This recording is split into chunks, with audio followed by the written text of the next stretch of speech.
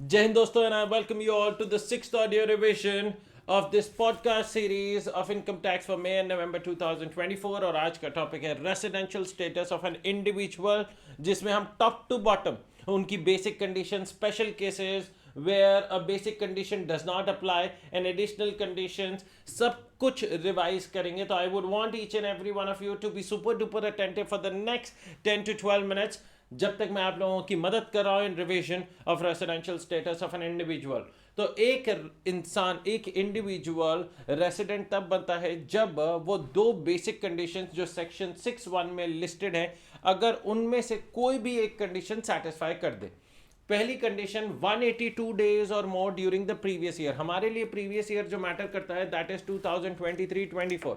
तो previous year 23-24 में अगर वो इंसान 182 डेज या फिर उससे ज्यादा रुक जाता है, then he will be considered to be a resident. If the first basic condition is not satisfied, we will check for the second basic condition which states 60 days और more in the previous year. Previous year में 60 दिन या उससे ज्यादा, and 365 days और मोर पिछले 4 सालों का टोटल, पिछले 4 सालों का टोटल 365 डेज और more in the preceding 4 years immediately preceding the relevant previous year. मतलब प्रीवियस ईयर 23-24 को छोड़कर पिछले 4 सालों का टोटल 365 डेज या उससे ज्यादा का हो। तो ये आपकी दो कंडीशन है, दोनों में से कोई भी एक सेटिस्फाइड होते ही आप भारत देश के रेसिडेंट बन जाएंगे। जिसमें अब पहला आता है स्पेशल केस। स्पेशल केस मतलब वो वाला सिनेरियो जहां पर आपकी बेसिक condition number 2 of 60 days and 365 days shall stand eliminated. मतलब आपकी 60 डेज और 365 डेज वाली कंडीशन को एलिमिनेट कर दिया जाएगा। सिर्फ बेसिक कंडीशन नंबर 1 देखी जाएगी, to become a resident of India और नॉट। जिसमें सबसे पहला आता है, it covers an Indian citizen, एक इंडियन सिटीजन या person of Indian origin who being outside India, जो जनरली आउटसाइड इंडिया रहता है, इंडिया आया है for the purpose of visit. तो इन दैट सिनेरियो 60 डेज और 365 डेज वाली कंडीशन को एलिमिनेट कर दिया गया है एंड सिर्फ 182 डेज वाली कंडीशन चेक करी जाएगी। नाउ यहां पर आया एक ट्विस्टिंग पॉइंट, और सरकार ने एक नया इसमें प्रोविजो डाल दिया, एक नया पॉइंट डाल दिया और कहा कि अगर इसी इंसान जिसके लिए आपने basic condition number 2 of 60 days and 365 days वाली एलिमिनेट करी, अगर उसकी income other than foreign sources income, ध्यान से सुनिएगा, अगर उस इंडियन सिटीजन या पर्सन ऑफ इंडियन ओरिजिन की income other then the income from foreign sources exceeds 15 lakh रुपए, अगर 15 लाख से ज्यादा की होगी, तो in that case basic condition number 2 में दोस्तों 60 की जगह 120 देखकर चेक किया जाएगा। मतलब बेसिक कंडीशन नंबर 2 को एलिमिनेट नहीं करेंगे, बेसिक कंडीशन नंबर 2 को मॉडिफाई कर देंगे हर एक उस इंडियन सिटीजन या पर्सन ऑफ इंडियन ओरिजिन के लिए जिसकी इनकम 15 लाख रुपए से ज्यादा है अदर देन फॉरेन सोर्सेस। तो उसके लिए दो कंडीशंस हो गए, 182 डेज वाली तो सबके लिए ही है, दूसरी condition 120 days in the previous year and 365 days or more in the preceding 4 years, 365 days or more in the preceding 4 years। Alright guys, आगे बढ़ते हैं, उसके बाद दोस्तों, इंडियन सिटीजन कौन होता है? इंडियन सिटीजन वो इंसान जो भारत देश में जन्म लिया हो, उसकी स्पाउस इंडियन सिटीजन हो, या फिर other conditions of the citizenship act are satisfied which we are not supposed to study. तो क्वेश्चन में डायरेक्टली सिटीजनशिप के बारे में दिया जाता है। पर्सन ऑफ इंडियन ओरिजिन कौन होता है? पर्सन ऑफ इंडियन ओरिजिन वो होता है या तो वो खुद या उसके पेरेंट्स या ग्रैंड पेरेंट्स अनडिवाइडेड इंडिया में, इनमें से कोई भी एक जना अनडिवाइडेड इंडिया में पैदा हुआ हो। Grand parents includes both paternal and maternal, मतलब पापा साइड से दादा दादी और मम्मी साइड से नाना नानी। अच्छा, इस चीज का ध्यान रखिएगा, अगर क्वेश्चन में दिया जाता है कि मिस्टर एक्स इस दिन आए और इस दिन गए, तो दोनों दिन, both the days will be considered to be in India, दोनों के दोनों दिन को इंडिया में कंसिडर किया जाता है। Now coming on to the special case number 2, जहां पर basic condition number 2 of 60 days and 365 days stands eliminated, और वो है एक Indian citizen. Second special case में पर्सन ऑफ इंडियन ओरिजिन नहीं है, सिर्फ पहले वाले केस में पर्सन ऑफ इंडियन ओरिजिन और इंडियन सिटीजन दोनों थे। सेकंड स्पेशल केस में it is only an Indian citizen who leaves India, जो इंडिया छोड़कर जा रहा है for the purpose of employment outside India, या फिर crew member of an Indian ship. If you are an Indian citizen who has been employed as a crew member of an Indian ship, तो आपके लिए basic condition number 2 हटा दी जाएगी of 60 days and 365 days, only 182 days वाली condition देखी जाएगी। Employment includes own business but it shall not include going outside India for education, export, promotion, tour और ट्रेनिंग। अब ध्यान से इसमें एक पॉइंट आता है for crew member of an Indian ship. अगर crew member of an Indian ship वाला सिनेरियो आता है तो क्वेश्चन में आपको यह दिया जाता है कि मिस्टर एक्स एक इंडियन सिटीजन है और उन्होंने continuous discharge certificate CDC sign in किया ऑन दैट डेट, मतलब on that date he joined the ship and he started with this duty, और फिर उसके बाद दिया जाता है CDC साइन ऑफ, मतलब इस दिन उन्होंने अपनी छुट्टी के लिए अप्लाई कर लिया है, इस दिन से वो crew member of an Indian ship, मतलब वहां पर काम नहीं करेंगे। तो ध्यान दीजिएगा, from the date of signing in till the date of signing off, from the date of signing in till the date of signing off, he will be considered to be outside India. So in case of a crew member being an Indian citizen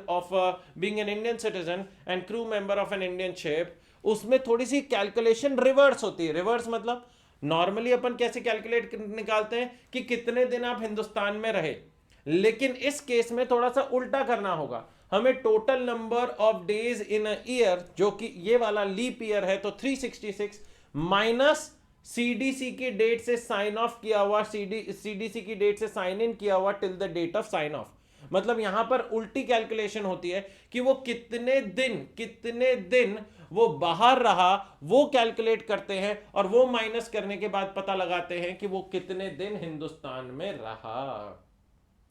अगर आपका answer, ध्यान से सुनिएगा दोस्तों, resident हो जाता है, resident, तो रेसिडेंट पर वो आंसर खत्म नहीं होता। Resident is further classified into 2 categories of ROR and RNOR, लेकिन इन 2 कैटेगरीज पर पहुंचे उससे पहले एक नया इंसर्टेड सेक्शन है, सेक्शन 61A, जो कहता है, इसे भी बड़ा ध्यान से सुनिएगा, डीम्ड रेसिडेंट कहते हैं not with standing anything contained in clause 1, जो पहले वाला प्रोविजन पढ़ा आपने उससे इसका कोई लेना देना नहीं है। अगर एक इंडिविजुअल जो भारत देश का सिटीजन है, ध्यान से सुनिएगा, एक इंडिविजुअल जो भारत देश का सिटीजन है जिसकी income other than foreign sources income 15 lakh से ज्यादा है और वो किसी भी और देश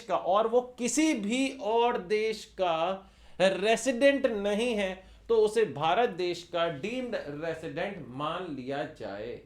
ये वाला क्वेश्चन, ये वाला जो पॉइंट है, आप तभी इंप्लीमेंट करिएगा दोस्तों क्वेश्चन में, जब क्वेश्चन में हिंट दे कि he is not liable to tax in any foreign country, he is not a resident in any foreign country, तभी इस वाले पॉइंट को आप इंप्लीमेंट करने की कोशिश करिएगा।